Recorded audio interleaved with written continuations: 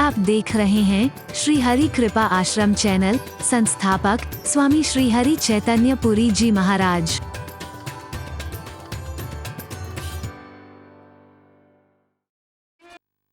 कामा के कन्हैया की, लाठी वाले भैया की, हरि बोल महाराज।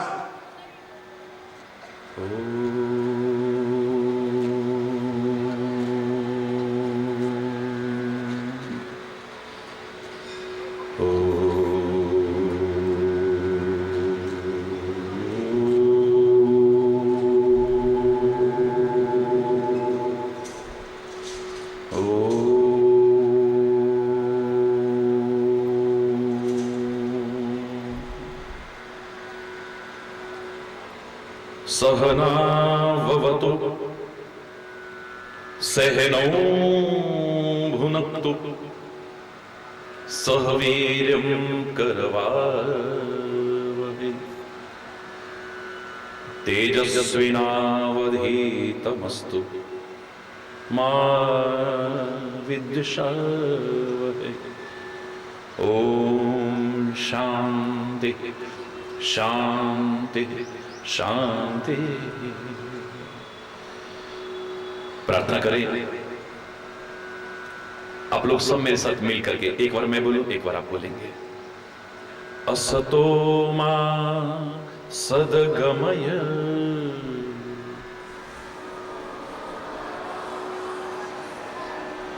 असतो मा सद्गमय तमसो मा ज्योतिर्गमय मृत्योर्मा अमृतं गमय। ओम शांति शांति शांति। ओम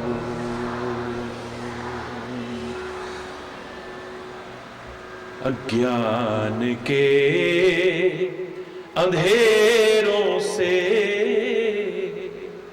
हमें ज्ञान के उजालों की ओर ले चलो। अज्ञान के अंधेरों से हमें ज्ञान के उजालों की ओर ले चलो। अज्ञान के अंधेरों से असत्य की दीवारों से हमें सत्य के शिवालों की ओर ले चलो। असत्य के दीवारों से हमें सत्य के शिवालों की ओर ले चलो। अज्ञान के अंधेरों से अज्ञान के सारे जहां में सब दुखों का एक ही तो निदान है। सारे जहां के सब दुखों का एक ही तो निदान है। या तो है अज्ञान अपना, या तो वो अभिमान है। या तो है अज्ञान अपना, या तो वो अभिमान है। नफरतों के जहर से, नफरतों के जहर से हमें प्रेम के प्यालों की ओर ले चलो। अज्ञान के अंधेरों से सारे बोलिए, बड़ा अच्छा लगेगा। हृदय से प्रार्थना कीजिए, आपके उज्जवल और सफल भविष्य की कामना करते हुए हम सब मिलकर के प्रार्थना करते हैं। अज्ञान के अंधेरों से हमें ज्ञान के उजालों की ओर ले चलो, अज्ञान के अंधेरों से। धर्म की मर्यादा न भूलें, अपनी सीमा में रहें। धर्म की मर्यादा न भूलें, अपनी सीमा में रहें। ना करें अन्याय, ना अन्याय औरों का सहें। ना करें अन्याय, ना अन्याय औरों का सहें। कायरों से दूर हो, कायरों से दूर हो, वीर हृदय वालों की ओर ले चलो।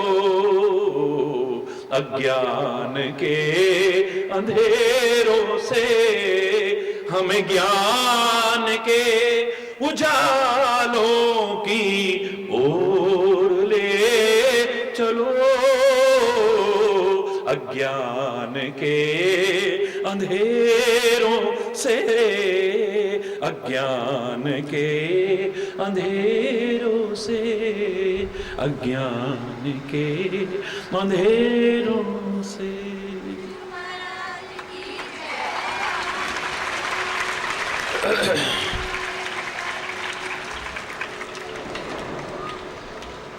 भारत माता की, जरा जोर से बोलेंगे, भारत माता की, भारत माता की। वंदे वंदे वंदे।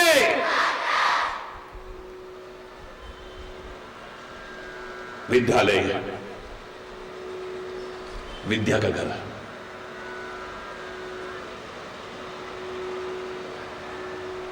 आज व्यावसायिक संस्थान बनकर के रह गए हैं खाली। कोई औपचारिक शिक्षा,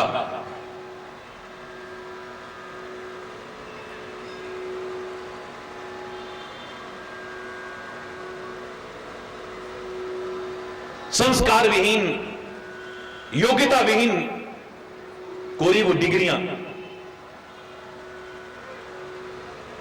उपहास का पात्र बना देती हैं हमें।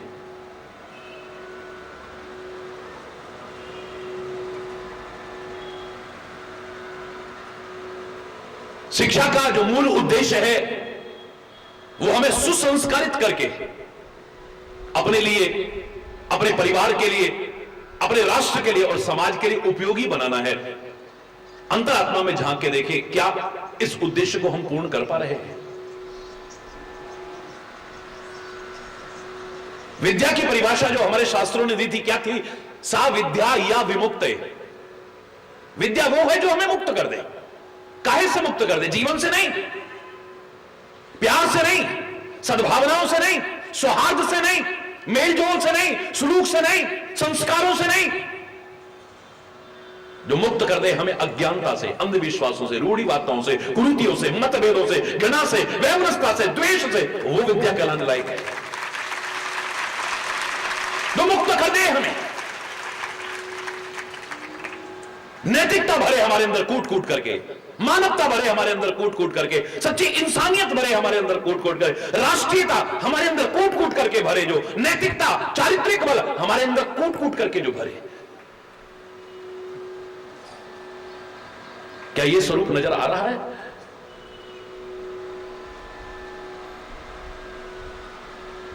मैं प्यारे प्यारे बच्चों से, मैं सच में आपके अनुशासन की, आपके संस्कारों की प्रशंसा किए बिना नहीं रहता हूं, क्योंकि मैं इन विद्यालयों में पहले आ चुका हूं। आपके उस अनुशासन के लिए, मर्यादा के लिए, संस्कारों के लिए मैं ताली बजाता हूं। लेकिन अब विचार करें थोड़ा सा, मेरे नन्हे मुन्ने बच्चे, देश के भावी कर्णधार, मेरे होनहार बच्चे यहां बैठे हैं, जिन पर हम सब की निगाहें हैं। आपको पूरा उपदेश देने नहीं आया हूं मैं, कोई भाषण करने नहीं आया हूं मैं। जानते आप सब हैं, क्या नहीं जानते हैं? अब अगर आपसे पूछा जाए झूठ बोलना चाहिए, क्या कहोगे? बोलो ना, झूठ बोलना चाहिए। आप जानते हैं, मैं क्या सिखाऊंगा आपको? बिल्कुल ठीक उत्तर दिया है आपने। क्या आपस में लड़ना चाहिए? क्या चोरी करनी चाहिए? क्या धोखा देना चाहिए? क्या भेदभाव करना चाहिए? गरीब का, अमीर का, छोटे का, बड़े का, हिंदू का, मुसलमान का? अपने राष्ट्र का सम्मान करना चाहिए? अपने तिरंगे का सम्मान करना चाहिए? अपने माता पिता का सम्मान करना चाहिए? अपने शिक्षकों का सम्मान करना चाहिए? अपने संतों महापुरुषों का सम्मान करना चाहिए? अपने देश की संस्कृति का सम्मान करना चाहिए? क्या देश की मर्यादाओं को अपनाना चाहिए? क्या नहीं जानते हैं? आप सब जानते हैं। यही तो बातें सिखाने आते हैं लोग, और क्या कहने आते हैं? आप सब जानते हैं, सब जानते हैं, लेकिन मानते नहीं। क्षमा चाहते हुए कहूंगा, सब जानते हैं झूठ नहीं बोलना चाहिए, फिर भी झूठ बोलते हैं। क्यों? चोरी नहीं करनी चाहिए, फिर भी लोग करते हैं। जानते हैं सब। अपने बड़ों का सम्मान करना चाहिए, पर कितने लोग हैं जो बड़ों का सम्मान कर रहे हैं आज? एक वो दिन लगेगा। बड़ी अच्छी बात है, बहुत अच्छी बात है, आप लोग हाथ उठा के बता रहे हैं कि हम अपने बड़ों का सम्मान करते हैं। बहुत सौभाग्यशाली हैं आप। जो नहीं करते वो भी करा करो, और अच्छा लगेगा। धन्यवाद, बहुत बहुत धन्यवाद। अब हाथ नीचे कर लीजिए, बहुत सुंदर। मुझे लगता है कि वो दिन आएगा, भगवान न करे ऐसा दिन हमें देखने को मिले कि लोग कहें कि ऐसा कैसे हो सकता है कि इस देश में श्रवण कुमार हुआ हो, जिसने अपने माता पिता के लिए क्या कुछ न किया हो। लोग विश्वास ही ना करें, क्योंकि यहां तो अब वृद्धाश्रमों की मांग बढ़ती चली जा रही है। बुजुर्ग तिरस्कारित हो रहे हैं, अपमानित हो रहे हैं। जिन्होंने हमारी जिंदगी का भार उठाया, आज हमें वो भार लगने लग गए हैं। यहां पर गुरुजनों का भगवान तक अवतार लेके आते हैं तो राम सम्मान करते हैं, कृष्ण सम्मान करते हैं, महापुरुष सम्मान करते हैं। ये वो राष्ट्र है? कहीं ये मजाक जैसा ना लगने लग जाए कभी। पाश्चात्य सभ्यता का अंधानुकरण त्याग करके अपने देश की उस अमूल्य और महान संस्कृति के महत्व को समझो, अपनाओ और जीवन को ऊंचा उठाने की कोशिश करो। ये कोई मामूली नहीं है हमारे देश की संस्कृति। विवेकानंद ने भारत का नाम रोशन किया या नहीं किया? बोलो।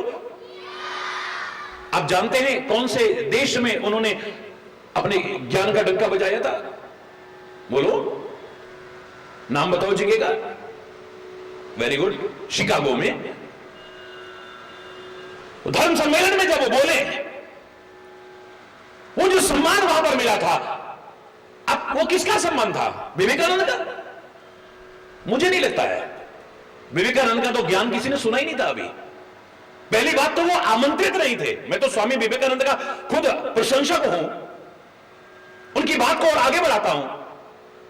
लेकिन गहराई से जब मैंने बचपन से विचार किया, मुझे लगा स्वामी विवेकानंद तो आमंत्रित भी नहीं थे वहां पर। बड़ी मुश्किल से जुगाड़ करके, थोड़ा सा समय मिला था, बड़ी मुश्किल से जुगाड़ करके, और वो समय उनका निकल गया खाली कितना कहने में, my dear brothers and sisters of America. ताली बजती रही, ताली बजती रही, ताली बजती रही। जितना उनका समय था वो ताली में निकल गया। अब बोलो, किसी ने ज्ञान सुना ही नहीं तो उनके ज्ञान का सम्मान कहां था? विवेकानंद को किसी ने जाना ही नहीं तो विवेकानंद का सम्मान कहां था? यह सम्मान था भारतीय संस्कृति का, अपनत्व के रिश्तों का। बाहर के लोग भी हैरान रह गए कि यहां हम आपस में एक दूसरे के अपनत्व के रिश्ते से नहीं जानते, और दूर देश का आया हुआ व्यक्ति हमको कह रहा है my dear brothers and sisters of America. America के मेरे प्यारे भाई बहनों, इतना अपनापन रखा हुआ जो संदेश लेकर के आया है, कैसा होगा वो राष्ट्र। इस बात पर तालियां बजी थी। वो देश के पहचान कायम हुई थी वहां पर। वो देश की महान संस्कृति का दर्शन हुआ था, पहला दर्शन, जहां अपनत्व का भाव है, सुहृदता का भाव है, भ्रातृत्व का भाव है, सहृदता का भाव है, जहां राष्ट्र से बढ़कर के कुछ नहीं माना जाता है, जहां यह कहा जाता है कि चाहे तुम शिक्षा ले रहे हो या किसी भी क्षेत्र में आगे बढ़ रहे हो, अंतिम निष्कर्ष ये होना चाहिए जिस देश में आने जरूरी है कि ऊंचा उठाने की कोशिश करना, कभी नीचे उठाने की कोशिश मत करना। आप में से अधिकांश लोगों को मालूम होगा, और नहीं मालूम हो तो मैं अपनी प्रशंसा के लिए नहीं कह रहा हूं, आपको पता होना चाहिए सन 2010 का news makers achievers award best spiritual leader का आपके महाराज जी को मिला। मुंबई के ताज होटल में जो विभिन्न हस्तियों के बीच में ये जो दिया गया, भारत में पहली बार किसी संत को मिला। मैंने वहां पर इतना ही कहा था, आप कैसा महसूस कर रहे हैं इस सम्मान को पाकर के, विश्व के इस पुरस्कार को पाकर के? मैंने इतना ही कहा था, यह सम्मान हरि चैतन्य का नहीं है, ये मेरे भारत का है, मेरी भारत की संस्कृति का है, जो होता रहा, हो रहा है और आगे भी होता रहेगा, रोक नहीं सकता है। इतनी महान है ये संस्कृति, एक एक शब्द में जीवन का रूप बदलने की सामर्थ्य रखता है यहां का चिंतन। लोग कहते हैं भारत कृषि प्रधान देश है, जानते हैं ना, लेकिन मैं कहा करता हूं खाली कृषि नहीं, ये ऋषि प्रधान देश है। यहां पर कृषि की भी महत्ता है, ऋषियों के संदेश की भी महत्ता है, उन्होंने मार्गदर्शन दिया है, हमारे जीवन को एक अच्छी दिशा देकर के सच्चा इंसान बनाने की कोशिश की। आपके पास डिग्रियां क्या हैं इतना महत्वपूर्ण नहीं है, पर आप एक सच्चे इंसान हैं या नहीं, उससे भी ज्यादा महत्वपूर्ण है। आपके अंदर मानवता है या नहीं, सुहृदता आपके अंदर है नहीं, राष्ट्रीयता है कि नहीं, नैतिकता आपके अंदर है नहीं।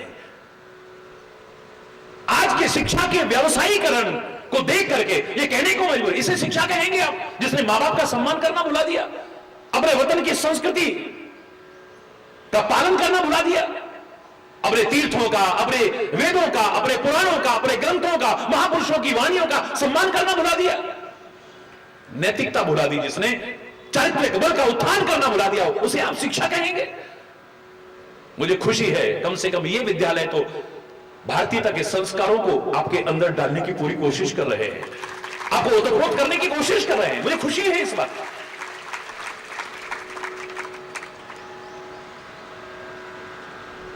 या एक शब्द जीवन को बदलने की सामर्थ्य रखता है। कोई पूछे, आप एक नहीं, किसी भी संदर्भ में आप मुझसे पूछिए, एक शब्द में उत्तर दीजिए, मैं दे सकता हूं आपको, आपके जीवन को बदल देगा। जो कल ही एक व्यक्ति पूछ रहे थे, महाराज जी आप ऐसी बातें करते हो ना, तो हमारा भी मन करा हम आपसे कहें कि एक पंक्ति में हमें भी कुछ सिखा दो ना। मैंने वहां जो कहा यहां बोल दूं? बोलो। मैंने कहा दिन के उजालों में कुछ ऐसा मत करना जो रात को नींद ना आए, और रात के अंधेरों में कुछ ऐसा मत करना कि सुबह नजरें मिलाने से कतराते रहो। बस इतना ही कहूंगा, इससे ज्यादा नहीं कहूंगा। दिन के उजालों में कुछ ऐसा मत कर लेना कि रात को तुम्हें नींद ना आए, तुम्हें आत्मग्लानि हो, तुम्हें पश्चाताप हो, तुम्हें शर्मिंदगी हो, हमसे ऐसा क्यों हो गया, हमसे ऐसा क्यों हो गया, हमसे ऐसा क्यों हो गया है। दिन के उजालों में कुछ ऐसा मत करना कि रात को चैन की नींद ना सो सको, और रात के अंधेरों में कुछ ऐसा मत कर बैठना कि सुबह आंखें मिलाने में भी हिम्मत ना हो तुम्हारे अंदर, नजरें कतराते हुए मिलो, शर्म के मारे सिर तुम्हारा नीचा हो, कुछ ऐसा करने की कोशिश मत करना। ऐसे ही एक व्यक्ति ने परसों भी मुझसे कहा, एक शब्द में बताइए ना। बस मैंने कहा, जो तुम्हें अपने लिए अच्छा नहीं मिलता लगता वो किसी से व्यवहार मत करना। एक पंक्ति बहुत है, आत्मनः प्रतिकूलानि। हमारे शास्त्रों ने कहा, जो तुम्हें अपनी आत्मा के प्रतिकूल लगता है वो व्यवहार दूसरों से करने की कोशिश मत करो। तुम्हें अच्छा लगता है कोई गाली दे तो तुम क्यों देते हो? तुम्हारे साथ कोई दुर्व्यवहार करे तुम्हें अच्छा लगता है, तुम क्यों करते हो? तुम्हारा कोई अपमान करे, तिरस्कार करे, उपेक्षा करे, कैसा लगता है? बुरा लगता है, तो तुम औरों का क्यों करते हो? तुम्हारी कोई निंदा चुगली करे, तुम्हें बुरा लगता है, तुम औरों की क्यों करते हो?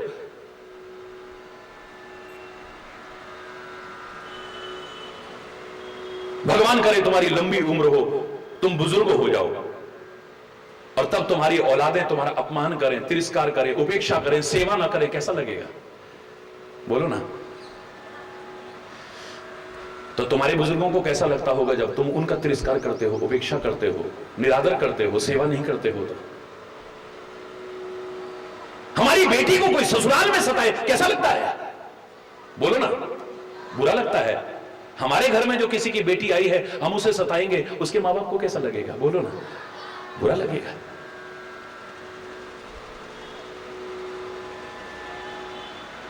जो व्यवहार तुम्हें अपने लिए अच्छा नहीं लगता है, वो दूसरों से करने की कोशिश मत करो। एक वाक्य ही सब कुछ सिखा देता है, जीवन को बदल सकता है। शिक्षा का मूल उद्देश्य जो हमारा है, आपके अंदर अच्छे संस्कार देना है। अगर अच्छे संस्कार ना आए तो कितनी भी डिग्रियां हमारे पास हो, मुझे लगता है फिर अधूरा है। खान में से निकला हुआ कोई भी धातु क्यों ना हो, उपयोग में आने लायक नहीं होती है। लोहा निकालें हम, खान माइंस में से जब निकलता है, लोहा हो, पीतल हो, तांबा हो, सोना हो, चांदी हो, हीरे जवाहरात, कुछ भी क्यों ना हो, खान में से जब निकलते हैं उपयोग में आने लायक, बोलो, हम पहले उन्हें तपाते हैं, उनके विकार खत्म करते हैं, उनकी गंदगी को खत्म करते हैं, यानी उन्हें शोधित करते हैं, उन्हें सुसंस्कारित करते हैं, तब उपयोग में आने लायक बनते हैं। ऐसे ही जन्म लेने मात्र से कोई उपयोग में आने लायक हो गया हो, मुझे नहीं लगता है। इनको भी संस्कारित जब तक नहीं करेंगे, ये उपयोग में आने लायक नहीं बनेंगे, ना अपने लिए, ना परिवार के लिए, ना राष्ट्र के लिए, ना समाज के लिए उपयोगी बन सकते हैं संस्कारों की। इसलिए भारतीय संस्कृति में 16 संस्कारों का विधान है, 16 संस्कारों का। आपको देख के लगना चाहिए आप किस परिवार के। ताड़ने वाले तो कयामत की नजर रखते हैं, लिफाफा देख के मजमून भांप लेते हैं, इसमें क्या लिखा हुआ है। तुम्हारी चाल ढाल से, तुम्हारी बोल चाल से, तुम्हारे देखने से, तुम्हारे खान पान से, तुम्हारी संगति से पता लग जाता है तुम्हारे अंदर कैसे संस्कार है।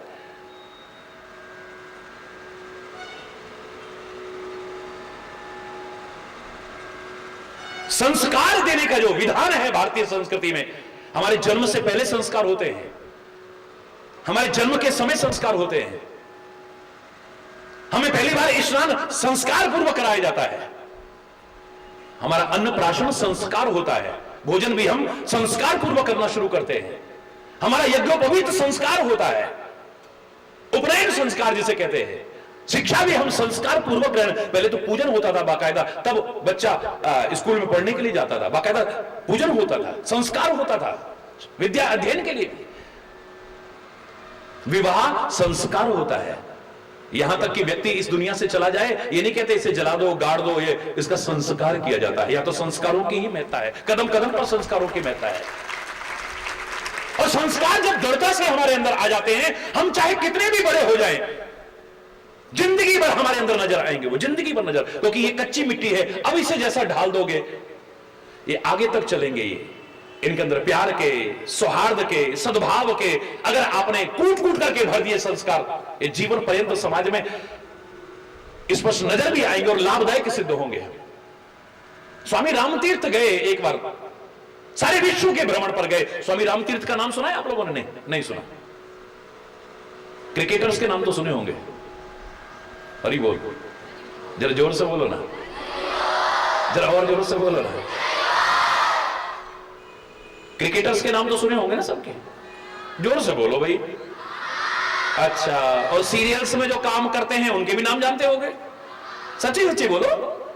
और फिल्मों में जो काम करते हैं हीरो हीरोइन, उनके भी नाम जानते होंगे।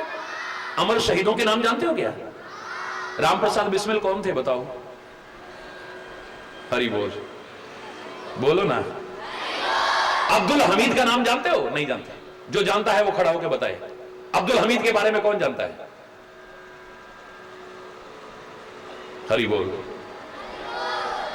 बस यही संस्कार देने की आवश्यकता है। इन्हें हमारे राष्ट्र के बारे में जानकारी हो, अमर शहीदों के बारे में जानकारी हो, इन्हें हमारे देश की संस्कृति के बारे में जानकारी हो, हमारे ग्रंथों के बारे में जानकारी हो, हमारी संस्कृति और हमारे रीति रिवाजों के बारे में जानकारी हो। इस शिक्षा के साथ साथ जीवन ही कुछ और हो जाएगा। यही संस्कारों की आवश्यकता, और क्या आवश्यकता है?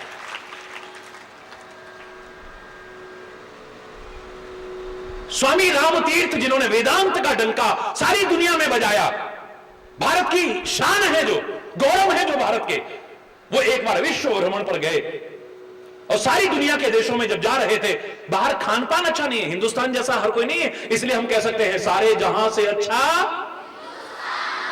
क्या बात है, जीवन भर बोलते रहना इसे, जीवन भर बोलते रहना, और दिल से बोलना, शान से बोलना, गौरव महसूस करते बोलना, सारे जहां से अच्छा हिंदुस्तान। बाहर खान पान अच्छे नहीं थे, खान पान की शुद्धता को हमारे संत महापुरुषों ने विशेष महत्व दिया है, इसलिए फलाहार करते थे वो। फलाहार करते थे। एक देश में जा रहे थे तो वहां फल नहीं मिले कई दिन से। ये सच्ची घटना बता रहा हूं आपको।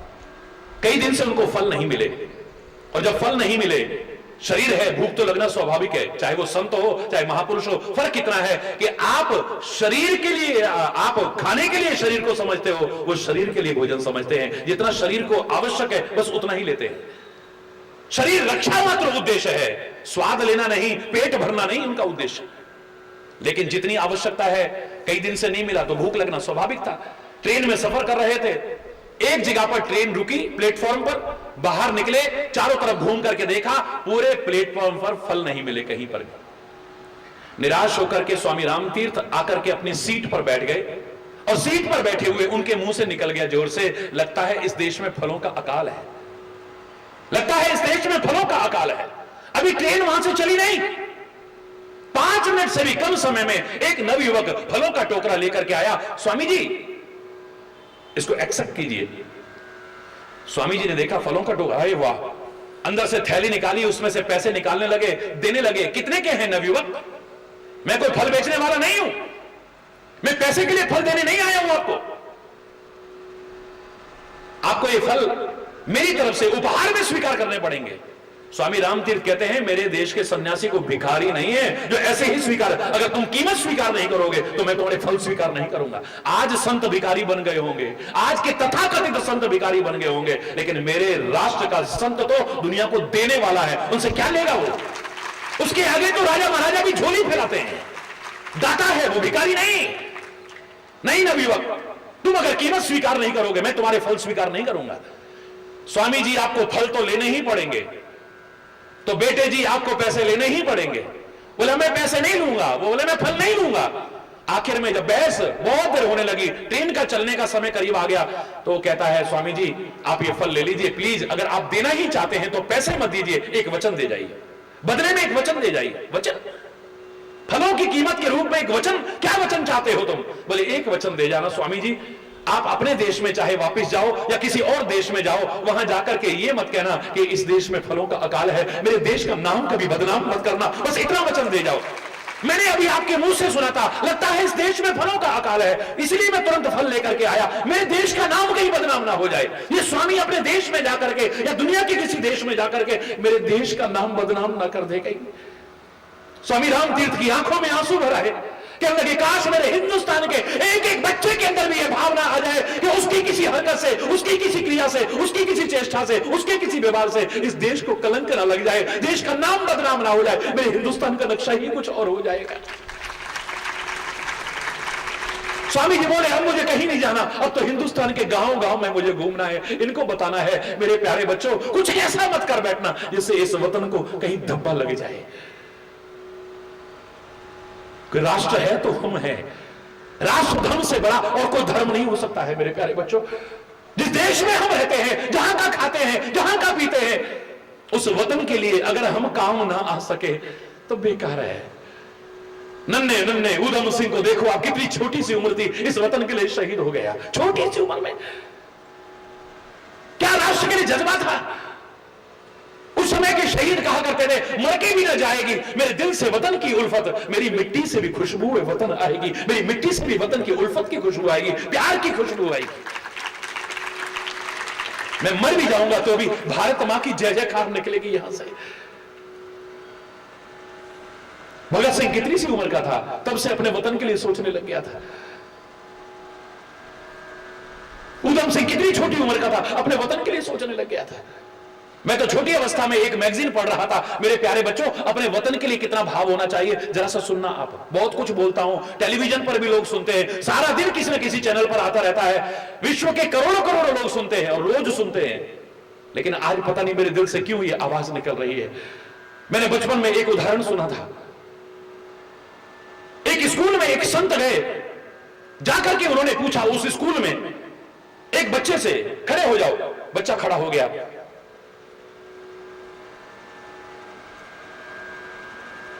तुम बुद्ध को क्या मानते हो? वहां पर बौद्ध धर्म के लोग थे सारे। बुद्ध को क्या मानते हो तुम? भगवान मानते हैं। क्या मानते हैं? जोर से बोलो।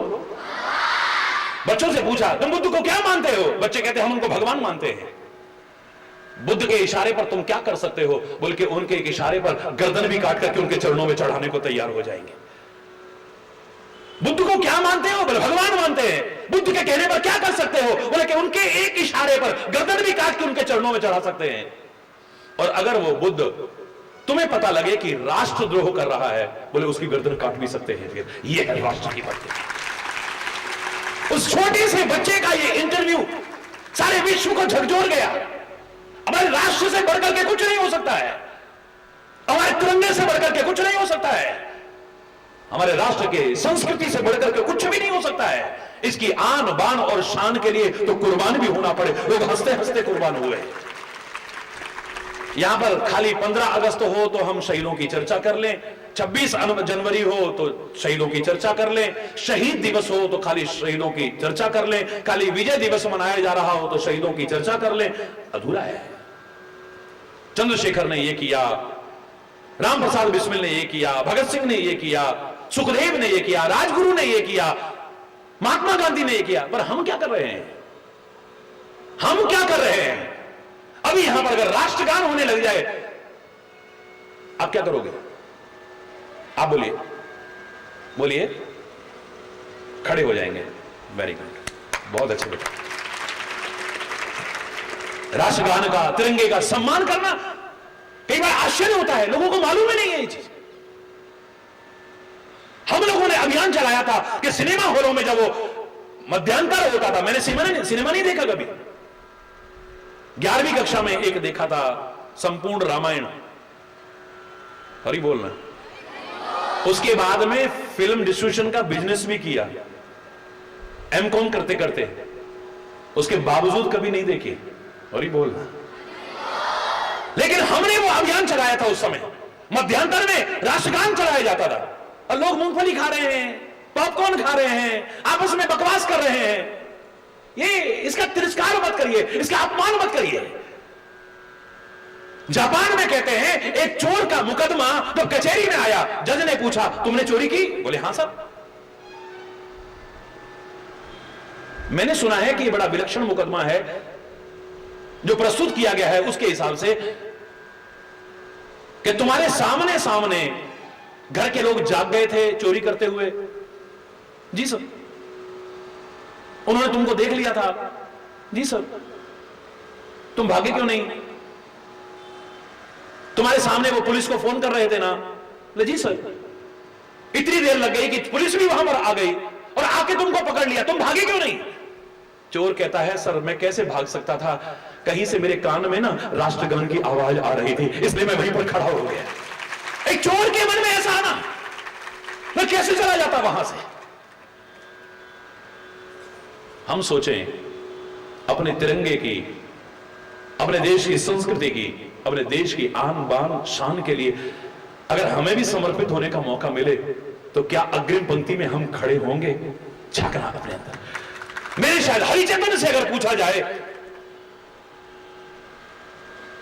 तो दावे से कह सकता हूं, बचपन से कहा करता हूं कि इस वतन के लिए अगर सर्वस्व भी कुर्बान करना पड़ा तो मैं अपना परम सौभाग्य मानूंगा, परम सौभाग्य मानूंगा। आपको परमात्मा सफलता दे, आप जीवन के हर क्षेत्र में आगे बढ़े, लेकिन राष्ट्र की क्या दशा है, समाज की क्या दशा है, आपसे छुपी हुई नहीं है और आप सब जानते हैं। बस खाली मानने लग जाएं उस बात को। इसी के लिए, प्रेरित करने के लिए हम लोगों को यहां आना पड़ा है। आप सब जानते हैं, ज्ञान से शून्य कोई नहीं है, कोई अज्ञानी नहीं है। मैंने आपसे पहले पूछा, जो जो हम सिखाना चाहते हैं आप सब जानते हैं।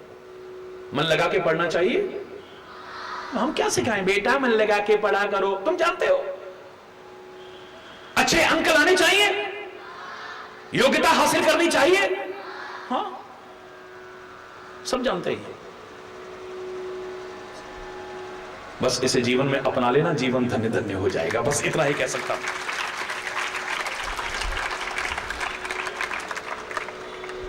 बहुत सौभाग्य है कि हमें इतने संस्कार देने वाले विद्यालय में पढ़ने का मौका मिल रहा है। प्यारे बच्चों,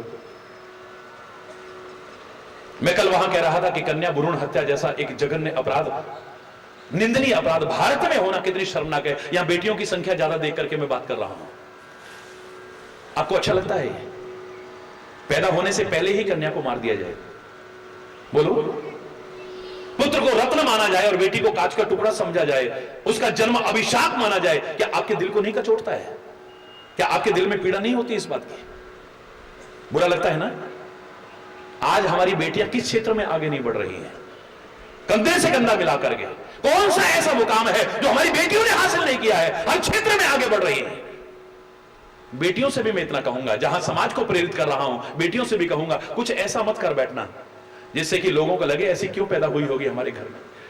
इसने कलंक लगा दिया, हमारी नाक कटवा करके रख दिए, हमको डुबो दिया है बुरी तरह से, समाज में मुंह दिखाने लायक नहीं छोड़ा है। आप पर भी उत्तरदायित्व तो जाता है। अगर इस अभिशाप समझे जाने वाले विधान को खत्म करना है, तो इस महान जघन्य निंदनीय अपराध को अगर खत्म करना है, तो आप पर भी जिम्मेदारी जाती है। कुछ ऐसा करके दिखाओ, कुछ ऐसा बन के दिखाओ, लोग गर्व का अनुभव करें तुम्हारे ऊपर, तुम्हारे परिवार को गर्व हो, तुम्हारे कुल को गर्व हो, तुम्हारे राष्ट्र को तुम पर गर्व हो। फिर देखो, हरि बोल, जोर से बोलो ना, और जोर से बोलो ना।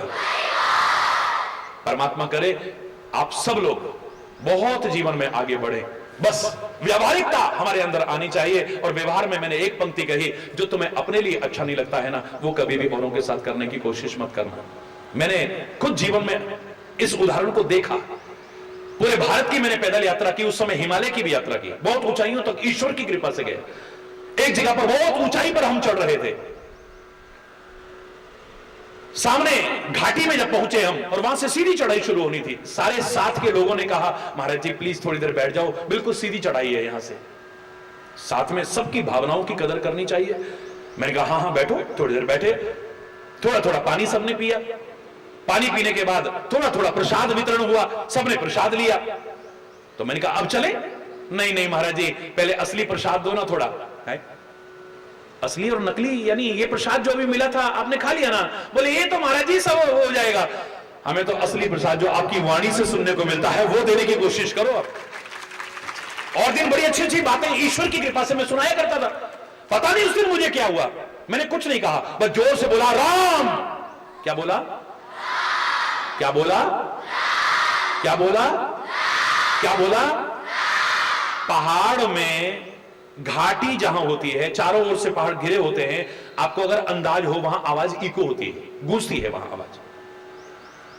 एक बार मैंने कहा राम, तो 4 बार आवाज आई राम राम राम राम। महाराज जी कुछ सुनाइए ना प्लीज, कुछ सिखाइए ना हमको, कुछ समझाइए ना, बड़ा अच्छा लगता है जब आप कुछ बातें बताते हो। तो मैंने उस दिन कुछ नहीं कहा, एक बार फिर जोर से बोला तेरा भला हो। क्या बोला? क्या बोला? क्या बोला? एक बार मैंने कहा तेरा भला हो, 4 बार आवाज आई तेरा भला हो, तेरा भला हो, तेरा भला हो, तेरा भला हो। क्या कर रहे हो महाराज जी, कुछ सिखाओ ना हमको प्लीज। अरे मैंने कहा और क्या सिखाऊं तुम्हें?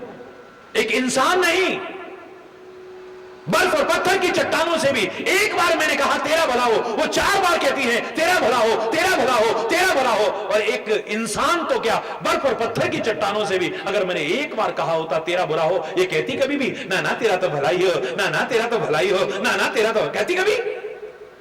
मैं नहीं कहना चाहता जो वो जवाब देती, 4 बार लौटा के कहती वो भी। तो तुम इंसानों से कैसे कामना करते हो? तुम उन्हें गाली दोगे, वो प्यार से बोलेंगे, तुम गुस्से में बोलोगे, वो शांति से बोलोगे, तुम उनकी निंदा चुगली करोगे, वो तुम्हारी प्रशंसा करेंगे, तुम उनको अपमानित करोगे, वो तुम्हारा सम्मान करेंगे, तुम उनका तिरस्कार करोगे, वो तुम्हें तुम्हारे सिर पे ताज पहनाएंगे। तुम किसी की बेटी जो घर में आई है उसे सताओगे और तुम्हारी बेटी दूसरे के घर में जाके सुखी रहेगी।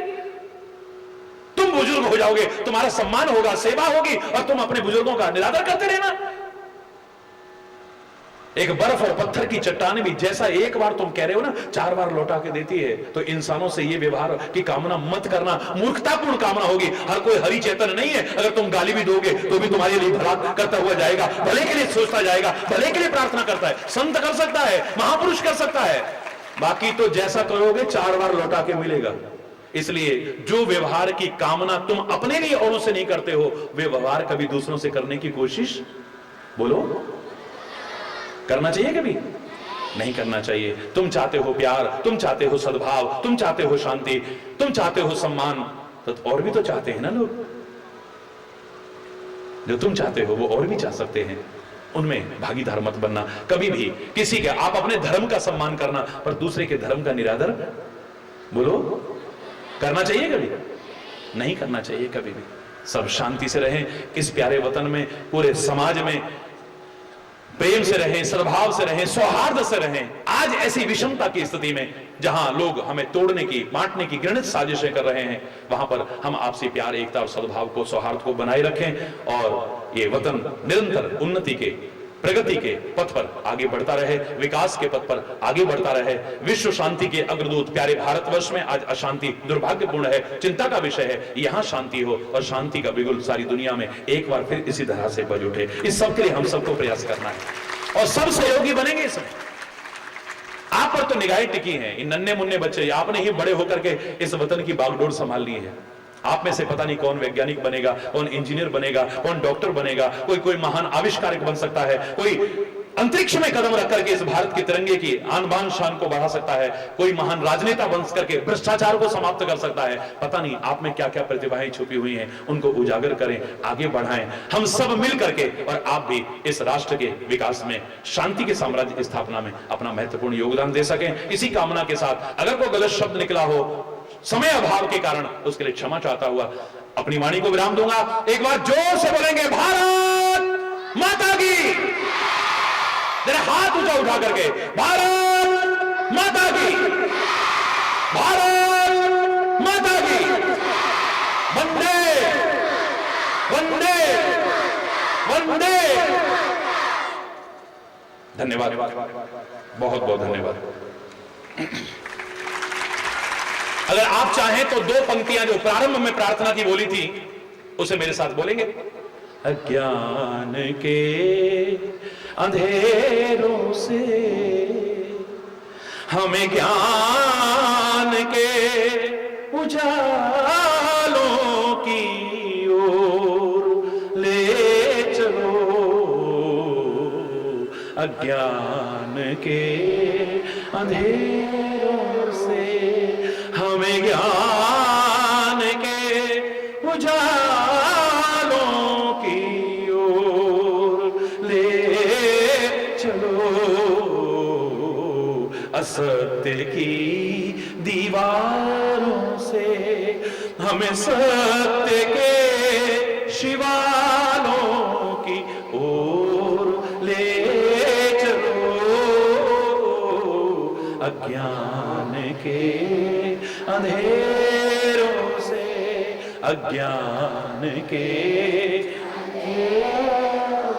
सारे जहां के सब दुखों का एक ही तो निदान है, या तो है अज्ञान अपना, या तो बस अभिमान है, या तो बस अभिमान है। नफरतों के जहर से हमें प्रेम के प्यालों की ओर ले चलो,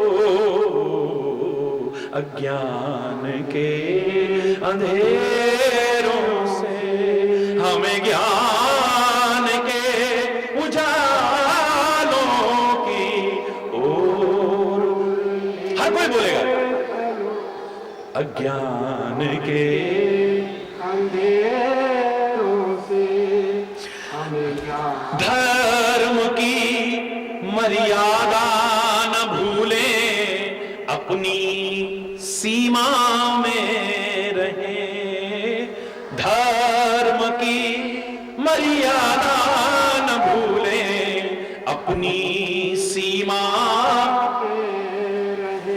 अपनी लिमिट्स को क्रॉस जो भी करेगा कभी सुखी नहीं हो पाएगा जिंदगी में। लक्ष्मण ने रेखा खींची थी, हे मां इस रेखा को पार मत करना। लोग उसे लक्ष्मण रेखा कहते हैं, मैं उसे लक्ष्मण रेखा कहता हूं, सीमा रेखा कहता हूं, मर्यादा रेखा कहता हूं, जो सबके लिए लागू होती है। उसको जिसने भी लांगा है वो वही दुखी हुआ है जी।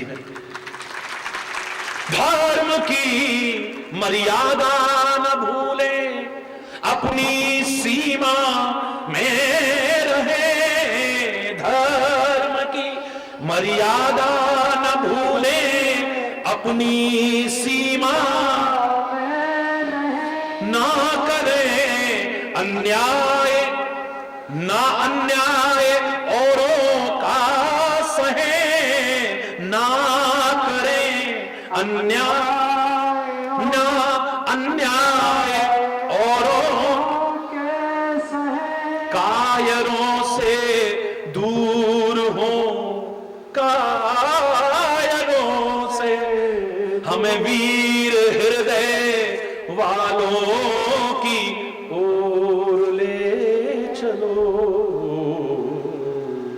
अज्ञान के अंधेरों से, अज्ञान के अंधेरों से, अज्ञान के अंधेरों से।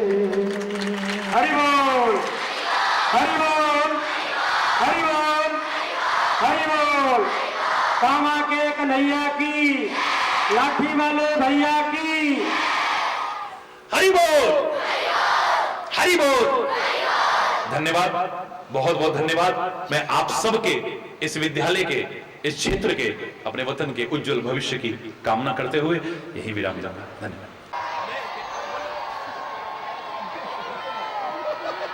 उत्साह है।